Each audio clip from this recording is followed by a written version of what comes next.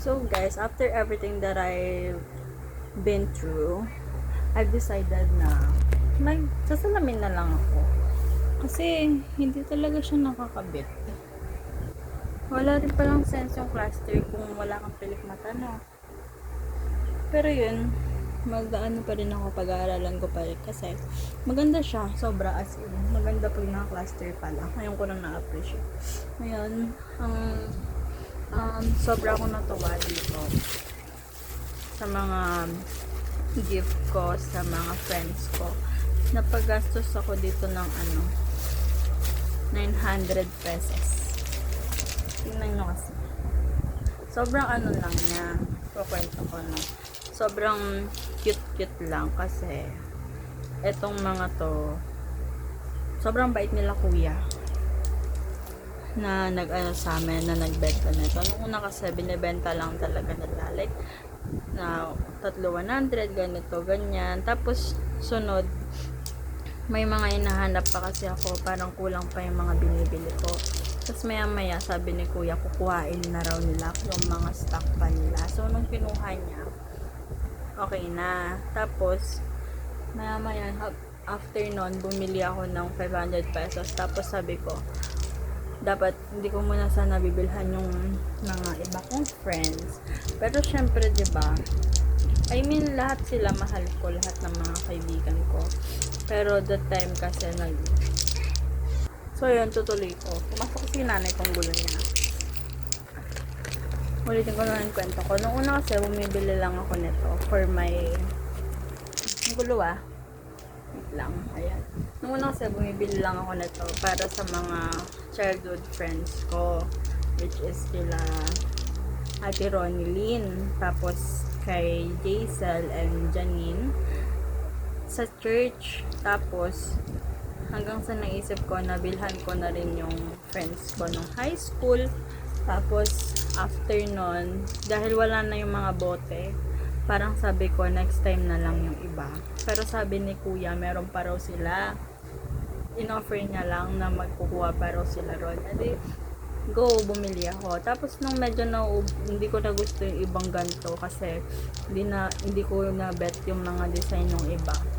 Hindi naman sa hindi totally bet kaso pang kasi street sila, pang lalaki. Tapos maya nag-offer si kuya na kukuha pa raw sila. Sobrang bait kasi yung mga in-offer, yung mga nilabas niyang stock dapat for Saturday and Sunday pa siya. And yung Saturday and Sunday siya, yung kita nila doon, kumbaga doble yung presyo na to, malaki yung kita nila. Pero nakikita kasi ni kuya na bumibili pa talaga ako. Tapos nilabas niya. Tapos ayun guys, napagastos ako dito ng 900 pesos.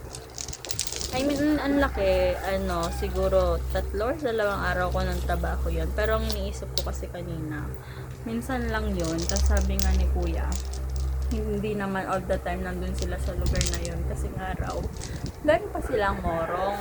So, bumili ako. Yata to, 21. Or hindi ko alam. Tapos, habang bumibili ako, nung ko na-realize, ang dami ko palang friends, guys. Like, I am so very blessed.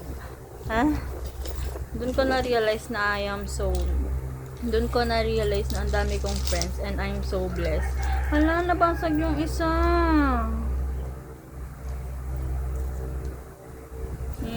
Nabasag siya.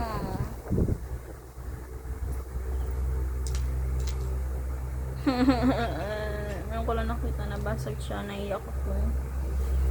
Ang gagawin ko dito? How to fix this?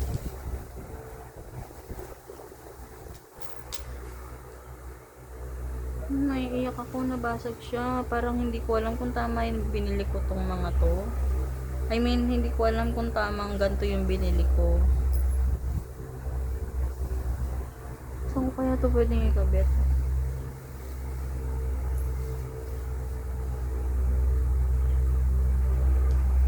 Paano ko ito i-fix? Nabasag. Pag natatama kasi siya, nababasag pala siya. Siguro dapat yung binili ko yung mga parang laruan na lang. Kay Cheska Pamoto sa baby girl ko.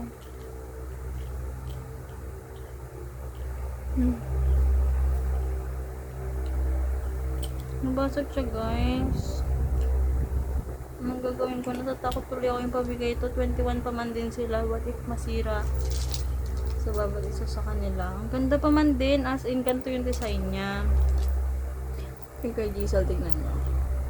Ganyan. Normal talaga na, yung normal na design ni Kuya kanina, black lang. Kaso, dinisign niya ulit ng white. Wait lang, nanghihinayan talaga ako dito. Anong gagawin ko dito, guys? I think, bibili na lang ako ng maliit na bottle. Mag-search ako sa Shopee. Tapos, ayan, nalulungkot ako kasi nasira siya. Tapos, yung pilikmata ko, hindi ba maayos? Ayun. I think bibili na lang ako sa Shopee kasi hindi pwedeng kulang to. Hindi pwedeng kulang siya. Nalulungkot ako. At pala ganito na lang yung mga pinagbibili ko. Kasi tingnan nyo to. Ganito yung binili ko kay Kuya JP, kila Luis. Hindi siya nasisira kasi nga ganito lang siya. So dapat yata ganito na lang din yung binili ko. Kasi what if matama sila sa mga lugar tapos biglang masira.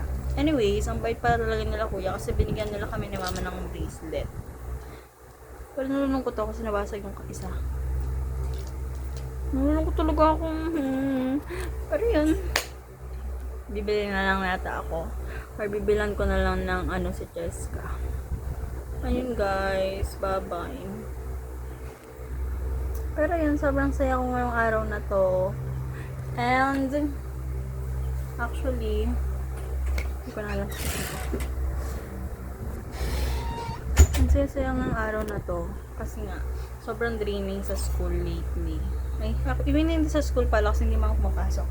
Draining sa trabaho, ganyan. Tapos, ayun, ngayon, nakapag-chillax. Parang, life is worth living. Sumabit. Life is worth living. Feeling ko dito ko na to tatapusin. And, bye-bye guys. Hindi, bye-bye self. Bye-bye everyone. Alam ko wala nang manonood to. I'm just doing this for the memories. Bye-bye.